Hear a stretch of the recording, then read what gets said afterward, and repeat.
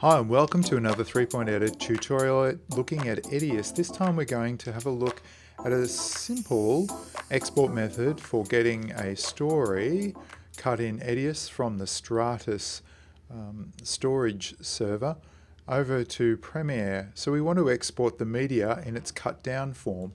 We want to incorporate handles in the media so that we could trim the edits inside Premiere.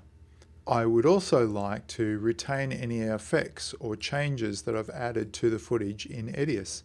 In this instance, there are some corrections on the footage. You can see that it's much brighter, for example. If we add these effects, they should be exported with the baked-in render.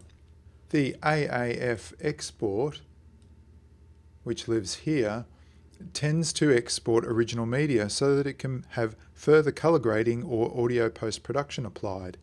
But we want to take the decisions or color grading and sound post-production from our Edius and apply it to the exported media. So how do we do that?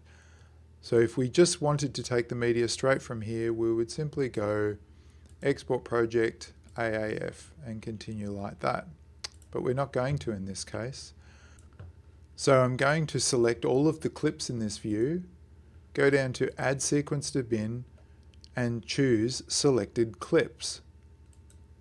This creates a new sequence in my bin window. Here it is here. It looks very much the same as the other one, and in fact if I double click on that and open it, it does look exactly the same. I'll return now to the original edit. What I'm going to do is replace this edit with the new version. The new version will become like its own clip. Let's see the easiest way to do this.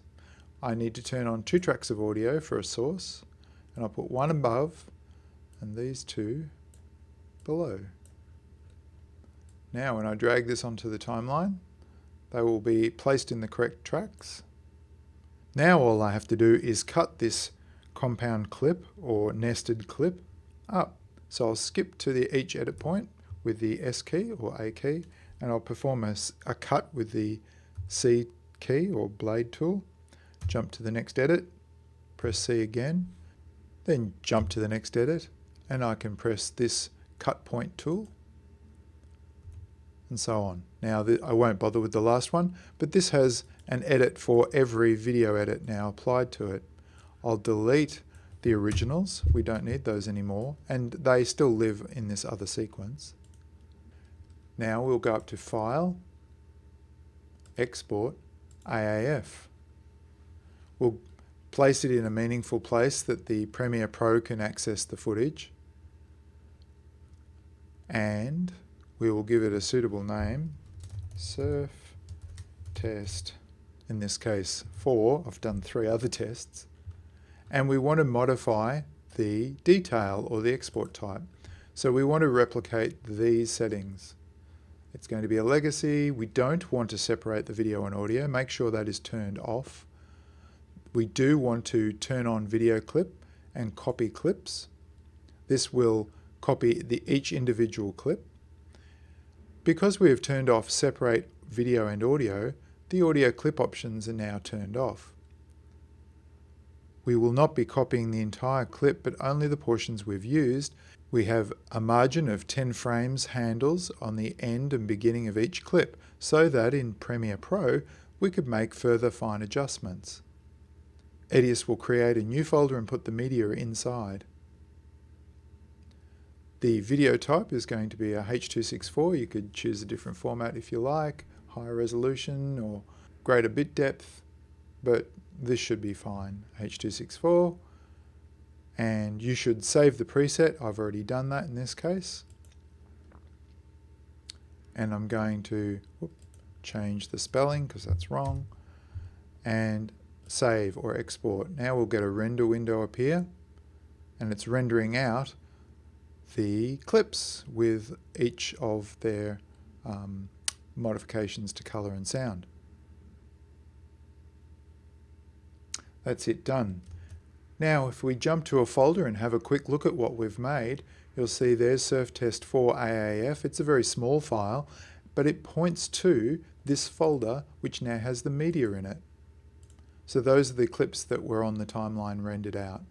They will be imported into Premiere Pro to produce a new sequence, all with the edit points intact, for you to apply captions or titles at will.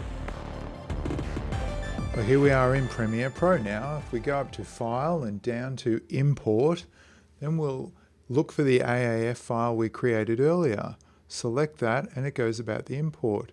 May come up with a translation report notice, but you'll see all the media has been imported as well as the sequence. If we double click on the sequence, it opens up in the timeline view.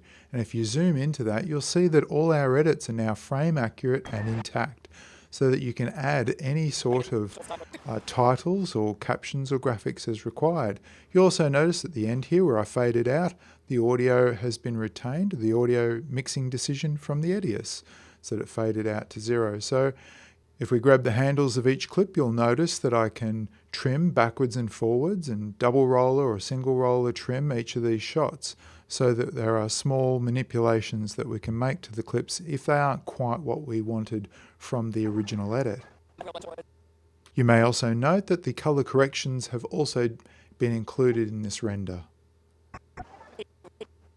One thing you may have noticed is that all of the media has come in with the timeline name from the Edius. Unfortunately, with this approach, you do lose access to the original media names. So if you're expecting to use the original media as a guideline to who the individuals might be in the shot or where the footage might have come from, this certainly won't be a successful approach. However, all of those sorts of things should be addressed in the script notes that you're working from. Anyway, this is how we easily export our Edius sequence, trim down some shots, and retain the edit points for later use in